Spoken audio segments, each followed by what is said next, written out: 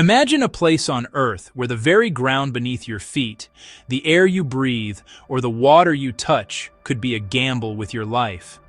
A place where nature's raw power and humanity's darkest legacies converge to create landscapes of unparalleled danger. These locations aren't just dangerous because of nature's fury. They can be lethal due to the silent, invisible threat of radiation, the crushing pressure of the deep ocean, or the volatile chemistry of the planet itself.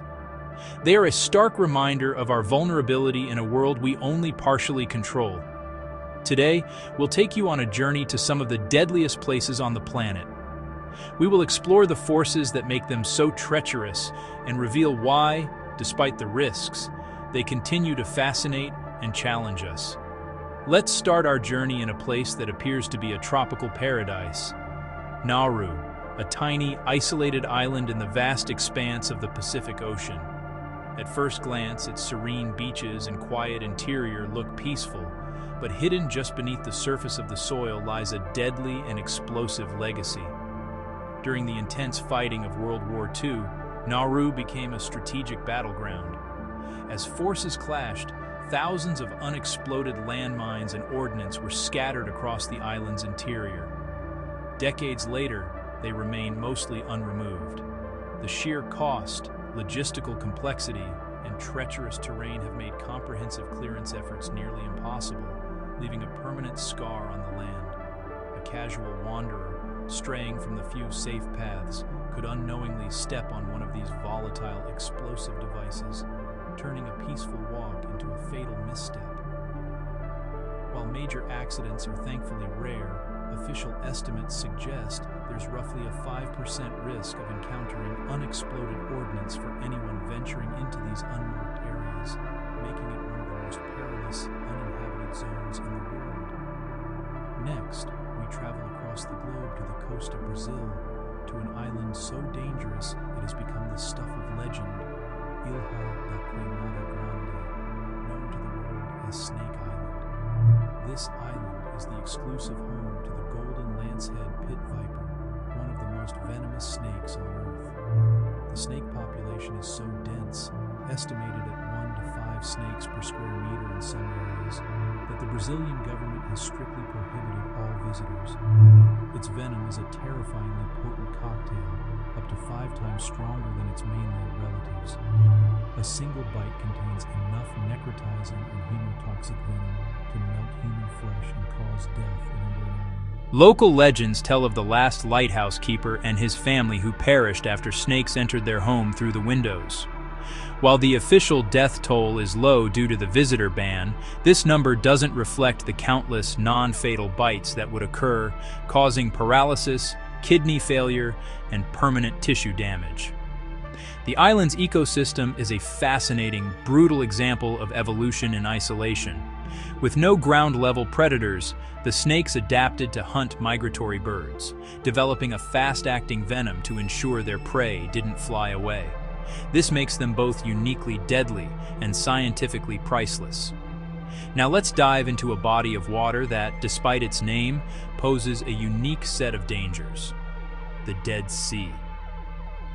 While its extreme salinity makes floating effortless, that same property is what makes it so hazardous. Accidentally swallowing the water can be fatal, and its oily texture makes it incredibly difficult to regain footing if you slip. Drowning is a surprisingly common cause of death here. But it's not the typical scenario.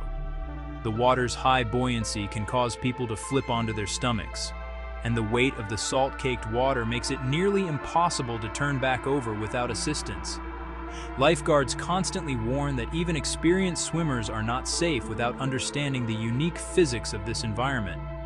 The illusion of safety is its greatest threat. Moving from natural hazards to the catastrophic consequences of human error, Chernobyl, Ukraine, remains a chilling example of a place frozen in time by disaster. The nuclear disaster in 1986 released a plume of radioactive material that contaminated over 150,000 square kilometers across Europe. The fallout was 400 times more potent than the atomic bomb dropped on Hiroshima. Though the immediate death toll from the explosion and acute radiation sickness was around 30, the long-term human cost is staggering. Thousands more have died indirectly due to radiation-induced cancers, thyroid diseases, and other devastating complications. Studies suggest that long-term exposure for cleanup workers and nearby residents increased their lifetime cancer risk by over 25%. Even today, the area remains dangerously hazardous, with radioactive hotspots in places like the Red Forest still capable of delivering a lethal dose of radiation in minutes. Next, we explore the explosive power of the Earth itself in Indonesia, a nation sitting on the volatile Ring of Fire, home to some of history's most destructive volcanoes, including Krakatoa, Tambora, and Merapi.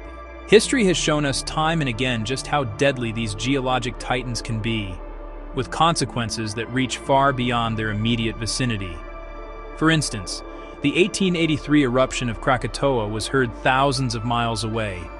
It generated a cataclysmic tsunami with waves reaching 30 to 40 meters high, completely obliterating entire villages and killing over 36,000 people.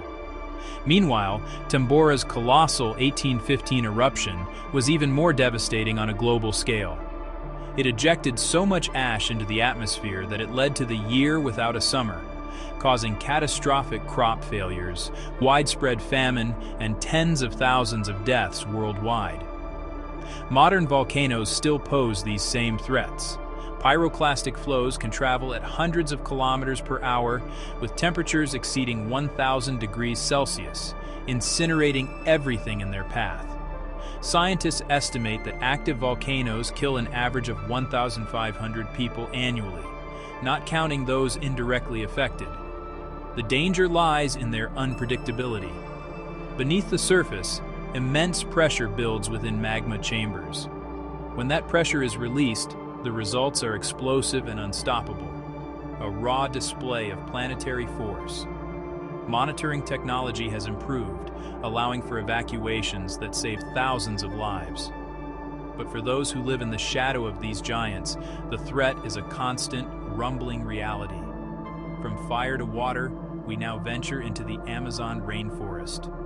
Often called the lungs of the earth for its immense biodiversity and oxygen production, it is also a sprawling, deadly jungle. It's home to a staggering array of life, much of it hostile. Venomous snakes, predatory jaguars, electric eels, and countless species of poisonous insects and spiders make every step a potential risk.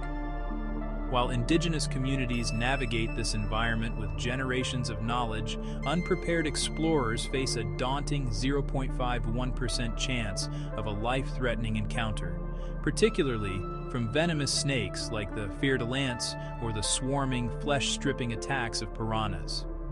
Yet the most pervasive danger is often invisible.